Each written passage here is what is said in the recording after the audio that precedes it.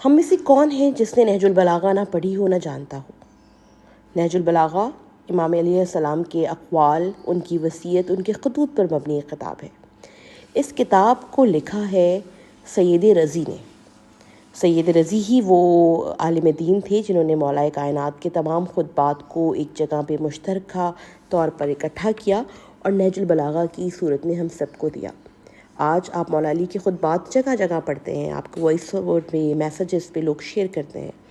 یہ ساری کنٹریبیوشن سید رضی کی ہے۔ سید رضی کی بدولت نہج البلاغہ ہم تک پہنچی۔ یہ روضہ جو ہے یہ سید رضی کا روضہ ہے، جو کہ کاظمین میں امام موسیٰ کاظم علیہ السلام کے روضے میں آپ باب مراد کی بائیں جانب آپ کو یہ دکھے گا۔ کیا عالم دین تھے، کیا شخصیت ہوں گے یہ، جنہوں نے اتنی بڑی بڑی کتابیں مؤلف کی، جو اہل تشیع کا ایک سرمایہ ہے۔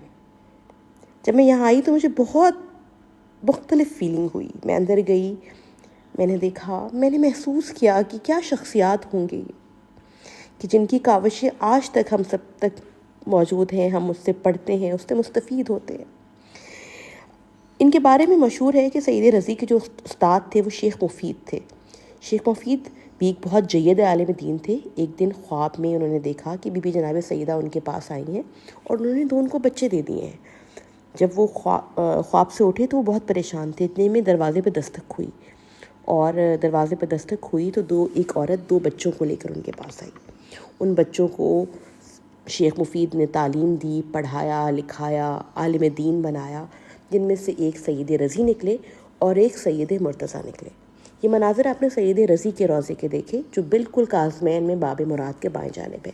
جب بھی کبھی آپ کاظمین جائیں زیارات کے لیے، کچھ وقت نکال کے بیٹھیے اور محسوس کیجئے، ان جگہوں کو محسوس کیجئے، ان عالم دین کو محسوس کیجئے کہ یہ کتنے قریب تھے، کتنا محسوس کیا انہوں نے، کتنی خدمات ہیں ان کی اہل دین کے لیے۔ آپ سب کے لیے جا کے میں نے یہی دعا کی کہ مولا کائنات ہم سب کے علم میں اضافہ کریں، ہمارے مومنات کے بچوں کے علم میں اضافہ کریں، اور ہمیں توفیق دیں کہ ہم ان شخصیات کو محسوس کر سکیں، ان کی خدمات کا ادراک کر سکیں، اور مولا کائنات کے اقوال کو اپنی زندگی میں اپنا سکیں۔ اب بڑھتے ہیں سید رضی کے دوسرے بھائی سید مرتضیٰ کی جانب۔ سید مرتضیٰ بھی شیخ مفید کے شاگرد تھے۔ شیخ مفید نے دونوں بھائیوں کو تعلیم دی۔ یہ جو آپ مناظر دیکھ رہے ہیں یہ سید مرتضیٰ کے روضے کی ہیں۔ کچھ عرصہ پہلے یہ روضہ بنا تھا، لیکن اب اس کی توسیع ہو رہی ہے۔ یہ بھی باب مراد کے بائیں جانب موجود ہے۔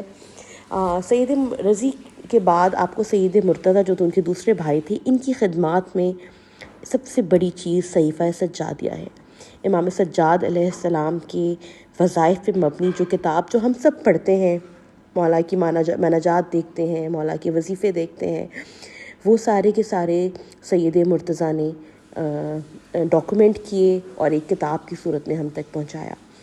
تو میں 40 کے دنوں میں یہاں گئی تھی، یہ راستہ بند تھا، یہ روضہ زیر تعمیر ہے، اور امید ہے کہ جب اگلی دفعہ جاؤں گی تو یہ روضہ ہمیں ملے گا اور ہم اس کی بھی زیارت کر سکیں گے۔ جب تک توفیق یہی ہے کہ مولا ہمیں توفیق دے کہ ہم دونوں کتابوں کا مطالعہ کریں۔ یہ بالکل، یہ آپ دیکھیں، یہ اس طرف جو ہے سید رضی کا روضہ جو کہ نہج البلاغہ کے مؤلف تھے، اور یہی دوسری جانب جو میں نے آپ کو دکھایا اس روضے سے جب آپ دوسری طرف مڑ کے دیکھتے ہیں، کاظمین میں باب مراد کے بائیں جانب سید مرتضیٰ کا روضہ۔ جب بھی کبھی کاظمین تشریف لائیں، کاظمین میں عموماً وقت کم ملتا ہے مومنین کو، لیکن کوشش کر کے ان روضوں پر آئیں، آ کے دعا گو رہیں، محسوس کریں ان ہستیوں کو کہ یہ کتنی بڑی ہستیاں تھیں۔ یہ وہ لوگ ہیں جو کہ اہل بیت کی در سے وابستہ رہے، اور اہل بیت نے ان کو علم عطا کیا۔ علم ان کی میراث تھی، جو کہ ہمارے مولا کی بھی میراث ہے۔ بڑی ایموشنل فیلنگ تھی میری جب میں ان دونوں روزوں پہ گئی، اور آپ سب کے لیے بھی بہت دعا گو ہوں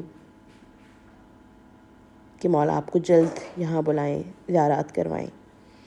اور ایک دعا جو ہم سب کو بحیثیت مومن مانگنی چاہیے کہ ہم سب کے علم میں اضافہ کریں، ہمیں علم کی جانب راغب کریں۔ علم وہ سرمایہ ہے جو کہ ہمیشہ امام علی نے کہا کہ مومن کی میراث اس کا علم ہے۔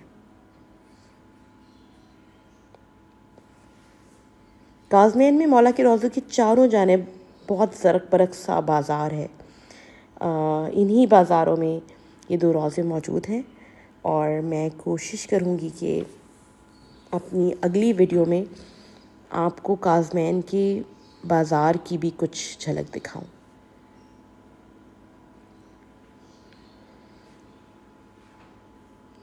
ہمارے ساتھ رہنے کا بہت شکریہ.